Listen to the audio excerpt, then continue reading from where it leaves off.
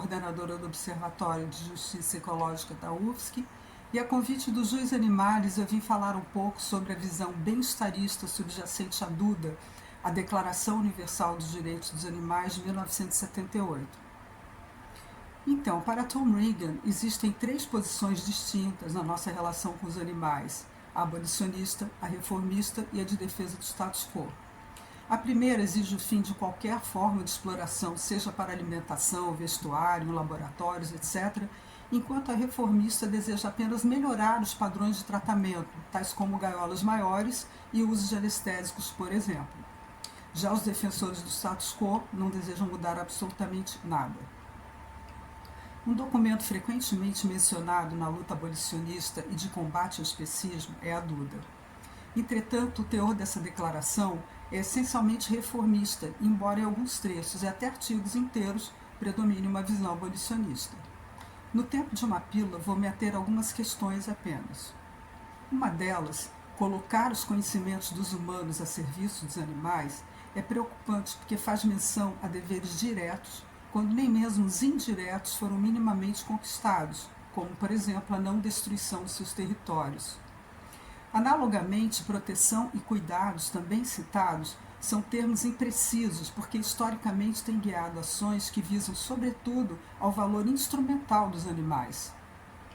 Exemplos disso são as inúmeras práticas ligadas à produtividade de animais explorados na pecuária e na indústria de pets, como a vacinação, por exemplo, as quais visam unicamente ao lucro. Ou seja, não há como discordar desses preceitos, mas são eles aplicados para o benefício de quem? Outra assertiva que não gera nenhum dissenso é que nenhum animal será submetido a maus tratos ou a atos cruéis. O problema é que, apesar dessa afirmação ter respaldo na legislação de países como o Brasil, não existe consenso sobre o que sejam maus tratos ou crueldade, por mais absurdo que isso pareça. Mais importante, porém, é que o mesmo artigo toca numa questão totalmente controversa, a necessidade de matar um animal. Tal situação só poderia ocorrer nos casos de eutanásia, isto é, da morte como forma de encerrar o sofrimento de um animal, e em legítima defesa, situação em que um animal se constitua numa ameaça concreta, como ocorreria no embate entre humanos.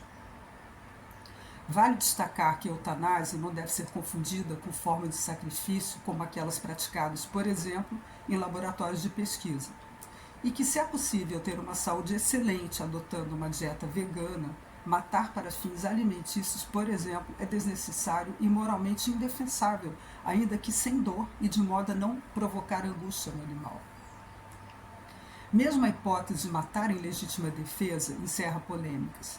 Se adentro um ecossistema natural armada, sofre ameaça de ataque de um animal e atira, exterminando aquela vida, foi essa uma necessidade ou legítima defesa? Devemos ter claro que o simples fato de entrar num ambiente selvagem já torna real a possibilidade de tais encontros indesejados. E mesmo em pesquisas de campo com fins científicos, é preciso indagar se não existem outras formas de obter esses conhecimentos e se são eles mesmos imprescindíveis. Também no trecho que postula direitos aos animais que vivem nos ambientes humanos, a redação é omissa quanto à possível escolha de animais de raça, o que reforça a continuidade do paradigma instrumental, pois as raças são uma demanda humana. Teria sido proveitoso também frisar que um animal de companhia jamais seria comprado e sim adotado, porque, fora a crueldade inerente às fábricas de filhotes, a categoria de mercadoria é incompatível com ter valor moral. Esse tipo de conteúdo perpetua a visão dos animais como recursos, e isso leva a minha crítica à parte que faz referência ao termo animal de trabalho. Naturalizar o trabalho animal reforça a ideia de domínio e posse sobre outro ser, da mesma forma como se naturalizava a abominável e ainda presente escravatura humana. Esses trechos, portanto, não combatem e até reforçam a ideia dos animais como propriedades ou coisas. Quanto à experimentação animal, embora se afirme a necessidade de técnicas substitutivas, abre-se espaço para a continuidade dessa prática ao criticar somente a experimentação que implique sofrimento físico ou psicológico. Além de não existir experimentação que não cause algum tipo de sofrimento, é o uso e não o tratamento de animais que importa, como destacam Gary Francione e Anna Charlton. Esse contexto é ainda agravado pelo fato da experimentação animal ser basicamente uma pseudociência. De fato, a questão uso versus tratamento dos animais está no cerne de tudo que foi analisado até agora, incluindo a lamentável assertiva que menciona os animais criados para alimentação. Esse artigo deveria ser convertido numa tese abolicionista, porque, ainda que fossem alimentados, alojados, transportados e mortos sem ansiedade ou dor, tais práticas são condenáveis sob o ponto de vista ético e irrefutáveis no plano científico. Conclusão. A Duda é, por assim dizer, uma quimera, no sentido mitológico grego. É como aquele ser imaginário com cabeça de leão, corpo de cabra e cauda de dragão.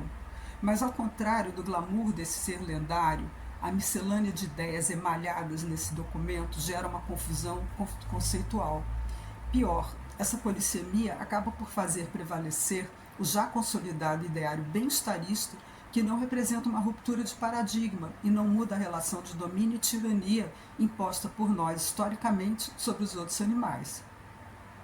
E levando em conta que o ideário bem-estarista se encontra hoje bastante aceito e disseminado, essa visão já anacrônica passa a ser equivalente à de defesa do status quo.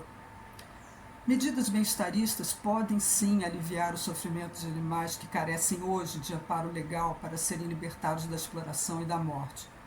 Mas nos planos teórico e educacional, apenas as abordagens abolicionistas serão capazes de promover mudanças robustas e definitivas de paradigma e servir como fundamento ético e moral para uma relação de genuíno respeito para com os animais. Por conseguinte, a Duda, esse importante documento sem força de lei, perde seu potencial inspirador tanto no que tange à educação quanto à elaboração de novas leis, ou seja, para a construção de um universo verdadeiramente abolicionista. Era isso dessa vez. Obrigada.